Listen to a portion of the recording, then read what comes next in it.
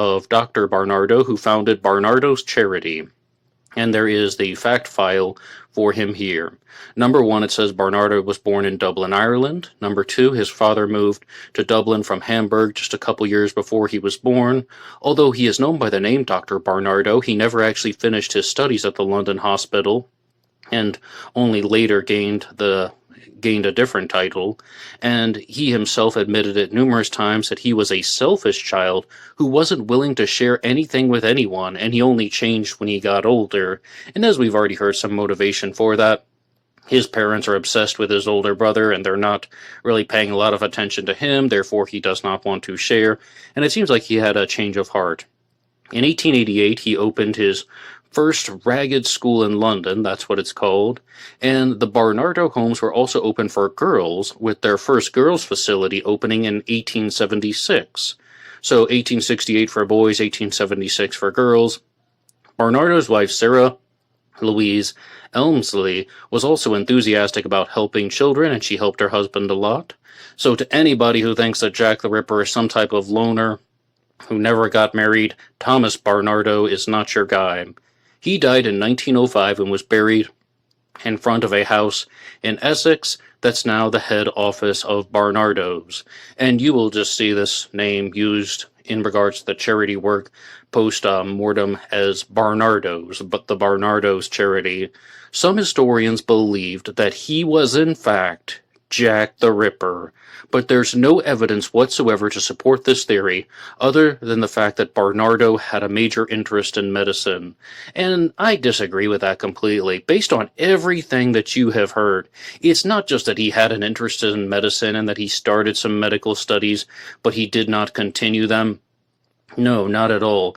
It's more or less that he had some animosity towards society, and he tried to fool everybody by hiding in plain sight and trying to deceive people by presenting himself as someone who cared, when in reality he was committing the most vicious and horrific serial murders that the world has ever known. But I should also point out that there is a book that was written about him called Revelations of the Ripper by Vanessa A. Hayes, and there actually is a very short description of this that has been posted on Amazon.com, and it says, "Although Jack the Ripper has been remembered for over a century, I think we should spare a thought for his victims. These women were living day to day trying to escape starvation and death. They did not have a choice how they lived. Jack gave them no choice in death. Revelations of the True Ripper introduces you to my Jack the Ripper. I did not choose him. I found him in the detail hidden behind the history of the times."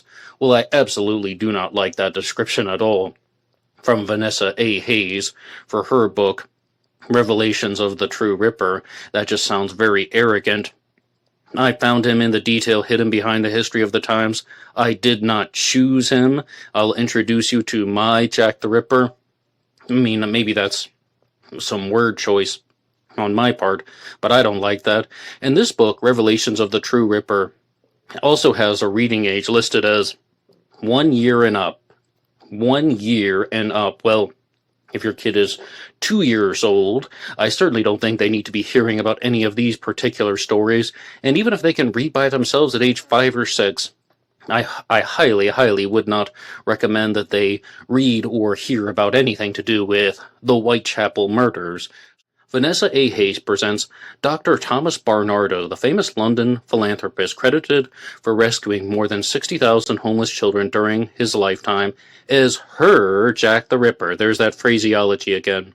She suggests that Barnardo possessed a lifelong hatred of prostitutes, first because of a scandalous romance with an unfortunate which nearly destroyed his marriage and reputation, and later because he saw them as the primary reason why such a large number of homeless children wandered hungry and destitute through the streets of East London. His solution, says Hayes, was to murder a few of them in such a spectacular fashion that it would focus international press attention on the East End, thereby increasing funding for the children's charity work. Now, a lot of things there just seem very muddled. That he's actually trying to help the charity by murdering women on the street. I mean, theories like this come about, okay? It's the means to an end, or somebody's doing the wrong thing for the right reason.